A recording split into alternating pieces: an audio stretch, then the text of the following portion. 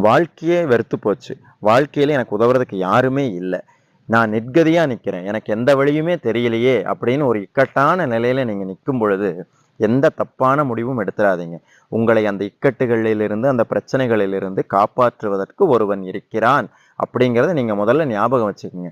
அவன் யார் தெரியுமா? திக்கற்றவர்களுக்கு தெய்வமே துணை என்று சொல்வார்கள் கேள்விப்பட்டிருப்பீங்க. அது மாரி திக்குகள் அனைத்தையுமே தன் கட்டுப்பாட்டில் வைத்திருக்கக்கூடிய ஒரு தெய்வம் உண்டு. அவன் வேறு யாரும் அல்ல. முருகப்பெருமான் தான். நீங்க உயிர குடுத்து கத்துறேன்னு சொல்லுவாங்க இல்லையா? அது மாரி அப்படி ஒரு இக்கட்டான சூழ்நிலை வரும்பொழுது, "முருகா! உன்னை இல்லாம என்னை யாரு காப்பாத்துவா? என்ன காப்பாத்த வா முருகா!" அப்படின்னு மட்டும் கூப்பிட்டு பாருங்க. ஏதோ ஒரு வடிவத்துல வந்து உங்க பிரச்சனைய கண்டிப்பா தீர்த்து வைப்பான். யாமிருக்க பயமேன்னு வந்து உங்க முன்னாடி நிற்பான். ஒன்றை மட்டும் மறந்துடாதீங்க. காப்பாற்றியது வேறு வடிவமாக இருக்கலாம். ஆனால் காப்பாற்றியவன் அந்த கந்தசாமிங்கிறத மட்டும் மறந்துடாதீங்க. முருக